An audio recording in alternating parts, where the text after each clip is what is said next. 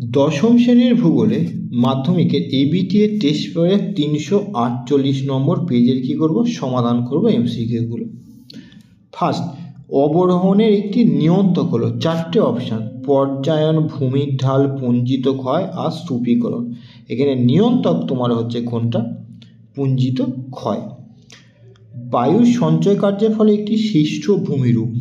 4টে option কী কী দেওয়া আছে আগে দেখো। বারখান দেওয়া আছে, এসকার দেওয়া আছে, বাজেদা দেওয়া আছে, মিয়েন্ডার দিয়েছে। তাহলে এখানে অপশান হবে বারখানটা, এসকার হচ্ছে হিমবাহ, বাজেদা হচ্ছে বায়ু ও জলধারার, মিয়েন্ডার হচ্ছে নদীর দ্বারা। তাহলে এখানে সঠিক অপশানটা তোমাদের করতে হবে ক। এল নিনোর প্রভাবে ভারতীয় উপমহাদেশে সৃষ্টি হয় কি? খরা। খরা কোন অপশানে আছে? গ অপশানে। একটি আকস্মিক বায়ুর উদাহরণ, এখানে 4টে অপশান আগে দেখো। ফন, টর্নেডো, স্থলবায়ু আর মেরুবায়ু। এখানে আকস্মিক বায়ুর উদাহরণ হচ্ছে তোমার টর্নেডো। সবচেয়ে শক্তিশালী জোয়ার সৃষ্টি হয় অমাবস্যা তিথিতে। অমাবস্যা তিথিতে প্রথমে ক অপশানই তোমার দেওয়া রয়েছে। ক অপশানটাই তোমরা 5এরটা করবে সঠিক উত্তর। তারপরে 6এরটা, 6এর দিয়েছে দেখো। 6এর বলছে আটলান্টিক মহাসাগরের সর্ববৃহৎ মৎস্য শিকার কেন্দ্রের নাম হচ্ছে জ্ঞান ব্যাংক। জ্ঞান ব্যাংক। ঘ অপশানটা করবে। পরিবেশকে দূষণমুক্ত হতে সাহায্য করে কে? তেজস্ক্রিয় বর্জ্য না, করে না। বৈদ্যুতিক বর্জ্য না, করে না। জৈব ভঙ্গুর বর্জ্য করে। জৈব ভঙ্গুর পরিবেশে মিশে যায় বলে সেখানে পরিবেশকে দূষণমুক্ত হতে সাহায্য করে। গ অপশানটা করবে সঠিক। 8এরটা, ছোটনাগপুর মালভূমির পশ্চিমাংশে অবস্থিত উঁচু অঞ্চলগুলো কি নাম? পাট অঞ্চল বলা হয়। পাট অঞ্চল। পাট অঞ্চল দেখো ক অপশানই তোমার দেওয়া রয়েছে। 9এরটা, ভারতের যেখানে প্রথম দক্ষিণ পশ্চিম মৌসুমি বায়ু এসে পৌঁছায় যে রাজ্যে, সে রাজ্যটার নাম হচ্ছে কেরল। কেরল তোমার প্রথম অপশানে ক অপশানেই দেওয়া রয়েছে। মরুমৃত্তিকার একটি উল্লেখযোগ্য বৈশিষ্ট্য, কী কী বৈশিষ্ট্যগুলো আছে দেখে নেওয়া হবে।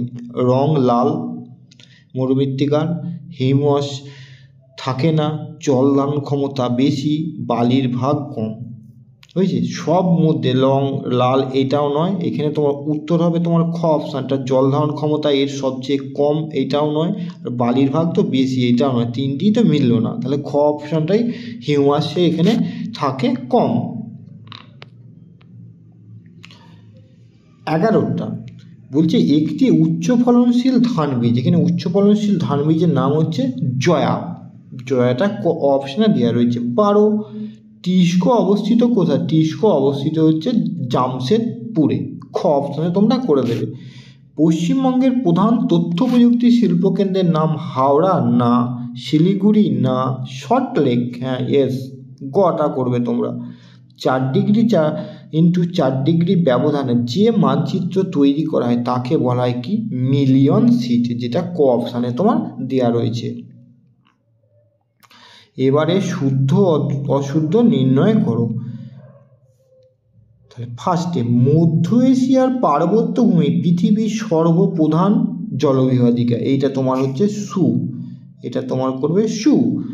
রাজস্থানের প্লাহত ধান নামে পরিচিত, এটা তোমার হচ্ছে সু। ওজোন স্তর ক্ষয়ের জন্য সিএফসি দায়ী নয়, এটা হচ্ছে অ।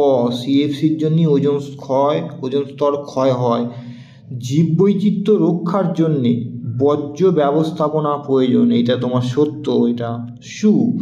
ভারতের সর্বাধিক জলসেচ করা হয় সেচখালের মাধ্যমে, এটা হচ্ছে অ। হয়েছে? নলকূপের মাধ্যমে সবচেয়ে বেশি পরিমাণ জলসেচ করা হয়। নলকূপ হলে সেচখালের পরিবর্তে তখন তোমরা শুদ্ধ করতে। জেট বায়ু একটি ধীর গতির বায়ুস্রোত, এটা অ। তীব্র গতির বায়ুস্রোত হচ্ছে জেট বায়ু। 7এরটা, দূর সংবেদন প্রক্রিয়ার মাধ্যমে ডিজিটাল আকারে তথ্য সংগ্রহিত করা হয়, এইটা তোমার করবে শুদ্ধ।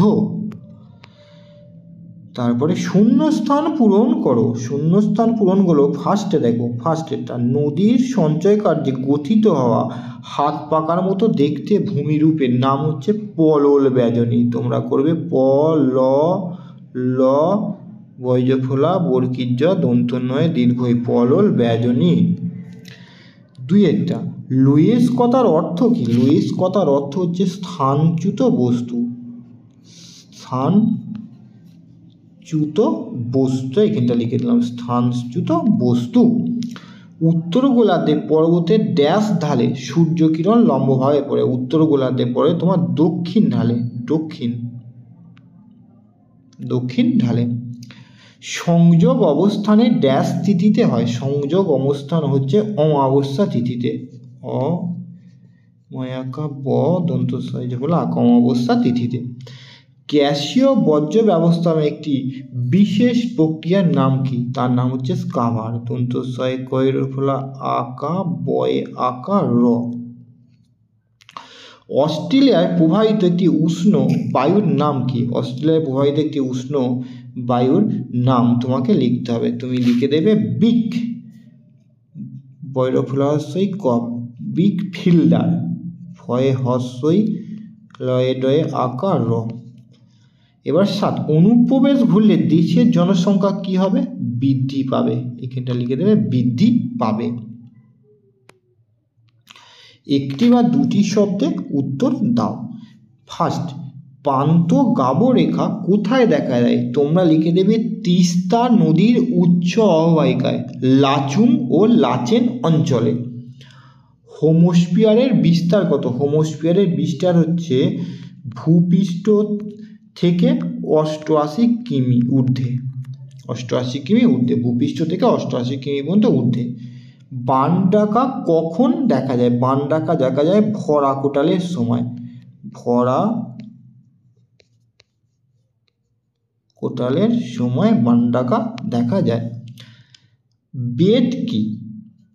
পাঞ্জাবের নবীন পলিমাটিযুক্ত গঠিত অঞ্চলকে বলা হয় বেট। বর্জ্যের একটি পুনর্নবীকরণের একটি উদাহরণ দাও। নর্দমার জল শোধন করে কৃষিক্ষেত্রে ব্যবহার করা বর্জ্যের পুনর্নবীকরণ একটি উদাহরণ। দক্ষিণ ভারতের সর্বোচ্চ শৃঙ্গের নাম কি? দক্ষিণ ভারতের সর্বোচ্চ শৃঙ্গের নাম করে দেবে আনাইমুদি। আনাইমুদি। কোন বহির্জাত শক্তির মাধ্যমে অ্যারের সৃষ্টি হয়? অ্যারেস হচ্ছে হিমবাহ। হিমবাহের ক্ষয়কার্যের ফলে সৃষ্টি। তোমরা লিখে দেবে হিমবাহ। গিট কি? তাহলে তোমরা লিখবে পৃথিবীব্যাপী বিস্তৃত দ্রাঘিমা রেখা ও অক্ষরেখা পরস্পরকে ছেদ করে যে জালিকা গঠন করে তাকে গিট বলে। বাম দিকের সাথে ডান দিকের গুলো মিলিয়ে লেখো। তাহলে প্রথমে দিয়েছে গির, গির একটা অভয়ারণ্য। তারপরে দিয়েছে ঋতু HMT, আর HMT হচ্ছে বেঙ্গালুরু। মেঘালয় হচ্ছে তোমার শিলংয়ে, আর ঋতু হচ্ছে তোমার মৌসুমি। 2 নম্বরগুলো, 3 নম্বরগুলো, 4 নম্বরগুলো, 5 নম্বরের আর সর্বশেষে ম্যাপ পয়েন্টিংগুলো একবার তোমরা দেখে নেবে।